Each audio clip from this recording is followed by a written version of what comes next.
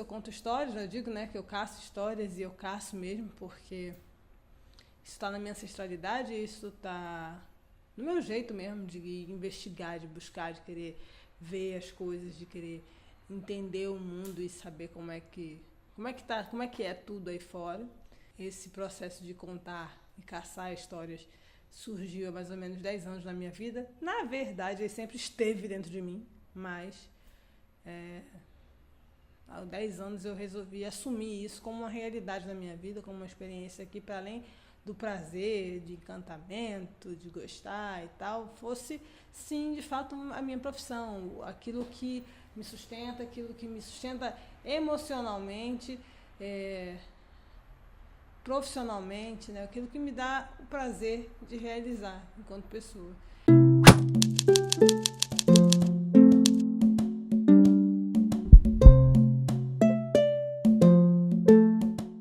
Eu sou filha da Ercília, do Jorge,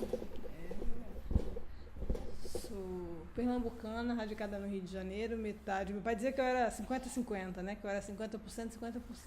Tudo que construí nas cidades onde eu vivi, por maior parte do tempo, me construiu, né? Então eu tenho costumes e hábitos e referências que são tipicamente pernambucanos, mas também tenho referências, posturas, visões que são tipicamente cariocas. Isso é muito bom. Isso acho que me deu a possibilidade de ter diversidade no olhar, enxergar o mundo, enxergar as coisas e as relações. Sou uma mulher de axé e isso é muito legal. Isso é muito importante na minha vida. Isso me dá motivo para querer fazer boa parte das coisas que eu venho fazendo. Aquilo no dia a dia, ela mudou muito, né? Mudou muita coisa. Antes a Cameron no dia a dia ia para um lado e para o outro, trabalhava, dava aula, corria, saía para um lado, ia ensaiar, ia dançar, ia fazer isso, ia no mercado, ia aqui, ia lá. Agora a coisa deu uma mudada, porque eu fiz uma mudança de planos e a vida mudou alguns dos meus. E após o nascimento da minha filha, eu estou me dedicando a viver essa fase da maternidade quase que em tempo integral, mas sim, continuo trabalhando, gerando conteúdo, fazendo coisas, criando através do meu trabalho, só que num outro formato. Caçando Histórias é o meu projeto de vida. É aquilo que eu entendi como sendo a minha motivação para continuar trabalhando com educação. Lógico, com educação e com arte, né? As duas coisas juntas. Em 2008, de 2008 para 2009, eu concebi o Caçando Histórias, e antes era só a ideia de só contar histórias histórias africanas de um modo geral para as crianças. Naquela época eu não tinha a vivência do terreiro, e com a vida religiosa eu também fui descobrindo muitas coisas sobre o que eu sou. E o fato de ser depois descobrir, depois saber que sou, me deu uma outra visão e outro entendimento sobre a necessidade de contar histórias pretas, das nossas histórias, para as nossas crianças e para as outras crianças, criança japonesa, criança, enfim, de origem europeia, criança, enfim, para criança. Eu, trabalhando em algumas escolas, eu vinha de um período trabalhando com outras coisas, com produção cultural, com outras coisas, e eu não me encontrava naquilo, eu não achava que aquilo era o meu caminho. Mas foi uma experiência que me fez amadurecer muito. E aí eu retornei ao trabalho com educação, voltei a trabalhar em escola, e aí a coisa mudou muito, porque eu encontrei a contação de histórias, lógico, por conta de umas últimas experiências profissionais, onde eu trabalhei, onde eu convivi muito com esse universo dos contos e da contação de histórias, e aí eu fui ver que, uau, isso existe e que tem um potencial muito grande, mas que existia uma lacuna. Existia, na verdade, um buraco imenso, que era o fato da gente não ter, ou quase não ter, figuras representativas na contação de histórias, mas figuras pretas. As pessoas negras contando as suas próprias histórias. Eu ia nos centros culturais, eu ia nos espaços, nos museus, nas ONGs, em vários espaços, e eu via, sim, outras pessoas de outras culturas falando sobre a minha história, né? A história de pessoas que vieram antes de mim. Então isso me deixava um pouco aflita. E as crianças tinham muita dificuldade de ter acesso, apesar de já existir uma série de publicações, coisas muito bacanas. Então eu olhei para aquele cenário, identifiquei esse problema, que para mim era um grande problema, e resolvi agir, resolvi fazer alguma coisa, principalmente para as crianças que estão nas comunidades tradicionais de terreiro, que era uma outra questão dentro da mesma questão, né? Onde a gente percebia, onde eu identificava, por estar envolvida na questão, eu identificava que as crianças, dentro do culto, dentro da vida religiosa, dentro do espaço sagrado, elas têm várias atribuições, vários momentos de divertimento, vários momentos de encantamento, mas elas também tinham momentos ociosos, porque elas não podiam participar de certos momentos litúrgicos. Então, observando aquilo, naturalmente eu acabava conversando, ou contando uma história, ou falando, ou interagindo, ou brincando, fosse do que fosse com as crianças da minha casa ou de outros lugares onde eu pudesse estar visitando. E nesse processo é que eu comecei a ver que as crianças, elas tinham muito desejo de conhecer essas histórias, mas não como um processo de educação religiosa, sim dentro de um processo artístico, lúdico, divertido, criativo, onde elas pudessem aprender se divertindo e se divertir aprendendo. Então, somando todos esses fatores, com a soma de todos esses poderes, né, eu entendi que o Caçando Histórias poderia surgir. E aí, Caçando Histórias, porque eu entendo, e a gente pesquisando, né, estudando, aprendendo, consultando, conversando com os mais velhos, a gente sabe que os caçadores em África, eles eram tidos não só como figuras que proviam o sustento da comunidade. Não eram só aquelas pessoas que davam a condição para uma comunidade existir e se alimentar e tal. Não, eles eram tidos como entes divinos, como figuras até mágicas, que eram capazes de prover e dar e oferecer uma visão e um entendimento sobre o mundo, no sentido de desbravar, de conhecer outras fronteiras, outros espaços, outros locais. E isso é muito interessante. E essa visão, essa figura arquetípica do caçador ou da caçadora, porque sim, em África as caçadoras eram muito potentes, era uma sociedade, essas configurações elas foram moldando tudo aquilo que eu fui pensar para construir o que é hoje o Caçando Histórias.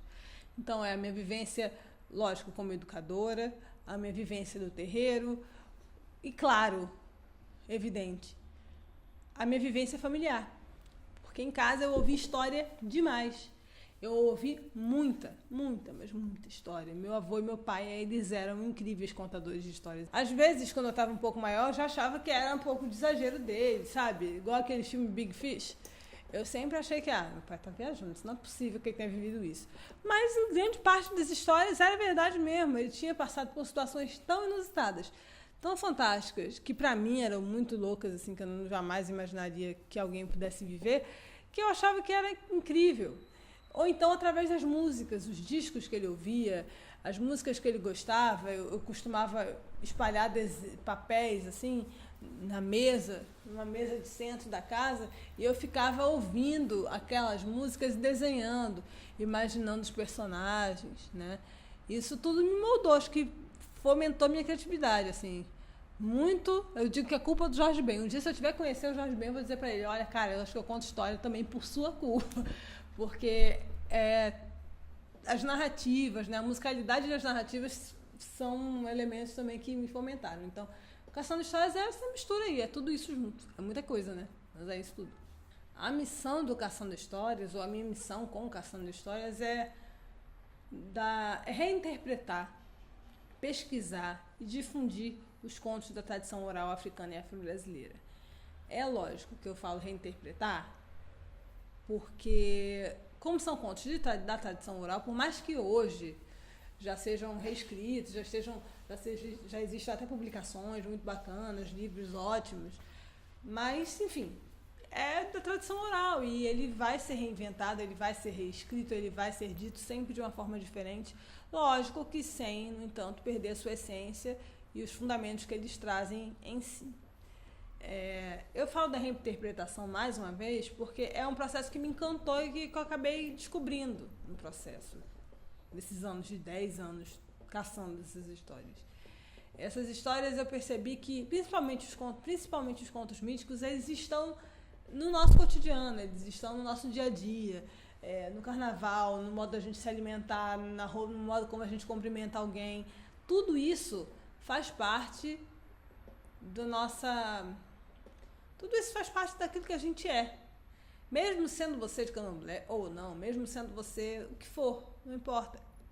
Os mitos, eles se entranham no cotidiano do povo brasileiro e dentro da cultura popular eles são muito vivos.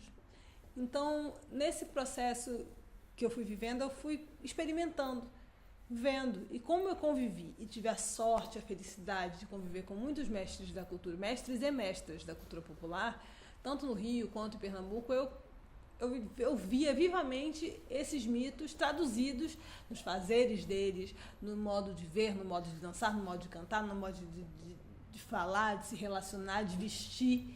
Então, tudo isso acabou gerando e criando um impacto na minha vida e me tornando, sim, me dando vontade de escrever. Então, eu comecei a escrever. Então, tem aí guardados e vamos viabilizar essa publicação de alguns livros que tem essa abordagem, né, que mostram os contos míticos dentro da cultura popular, mas aí eu não posso falar muito porque é surpresa, aquela coisa. Mas é isso, né? Enquanto caçadores de histórias, eu percebo que a missão do Caçando é levar, amplificar. E também, que é uma outra coisa que é muito importante, é colaborar para a diminuição dos preconceitos, dos estereótipos, dos conceitos negativos. Colocar o papel do negro e da negra, das pessoas preta, em situações visivelmente valorizadas dentro da literatura. A gente entende e vê que o papel do negro na literatura sempre foi subalternizado, sempre foi uma invenção escrita, feita pelo outro.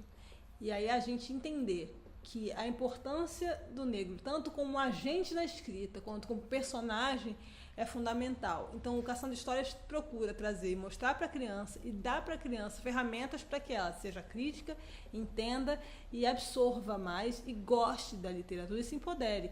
E, através disso, ela tem uma visão de mundo ainda mais consciente e perceptiva do seu direito. O Caçando Histórias tem eixos de atuação que dialogam entre si. Tudo acaba se relacionando de alguma forma. Existem as sessões de histórias, sessões de contos, que são geralmente de 35, 40 minutos, onde eu trago uma compilação de pequenos contos, e aí, enfim, são contos de diversos povos da África, histórias de orixás, enfim, é bem vasto, é bem amplo, mas também tem a junção de textos da literatura infantil brasileira com arquétipos da mitologia iorubana. Então, esses elementos constituem as sessões de contos. Tem os espetáculos de contação de histórias, espetáculos que a gente chama de narração oral, que aí sim são textos únicos, onde eu escolho textos únicos, ou até mesmo tem alguns que eu pondero e coloco 3 etapas ou 3 itãs que se tornam um texto só, onde eu homenageio alguma pessoa relevante dentro da história da cultura afro-brasileira. No Caminho Eu Conto, onde eu apresento algumas histórias de Exu, onde eu vivo uma vendedora de acarajés que compartilha várias histórias que ela aprendeu e ela traz no seu tabuleiro, além dos seus quitutes, dos seus acarajés, do seu abará, de toda a comida que ela tem para vender e para oferecer, traz as histórias desse orixá que é pura alegria. Tem também o Porque Oxalá Usa Ecodidé, que é uma homenagem que eu faço, singela homenagem que eu faço ao mestre Didi. Ele, há quase 50 anos atrás, escreveu. Foi, acho que, a primeira pessoa realmente a escrever, trazer um conto, um conto mítico para o universo da literatura. Ele reescreveu essa história, nos anos 60, e essa história foi publicada. E aí, no ano em que ele completaria 100 anos de vida, resolvi fazer um espetáculo de narração oral onde eu falasse dessa história, contasse a minha forma esse Itã. Lógico, o texto não é o original escrito pelo mestre Didi, mas tem elementos que são comuns. Lógico, passa por uma adaptação minha, mas é uma referência. O outro é o Causos da Criação, onde eu trago um pouco... Tento responder uma pergunta que aflige um monte de criança, que é por que, como que o mundo surgiu. Em todas as sociedades, em todos os grupos, existem histórias que contam a criação. E o povo africano tem o seu modo de explicar isso. Então, nesse espetáculo, a gente tem esse ponto como um foco. Assim. Tem também o Olubagé, o Banquete do Rei, onde eu convido as crianças a participar desse grande banquete ao Senhor Rei da Terra. É um texto também da tradição oral, mas que foi adaptado pelo escritor Luiz Antônio Simas, que é um grande parceiro nosso. Eu acho que é isso. Se eu esquecer de alguma coisa, depois eu conto, porque também devo estar descobrindo, entendeu?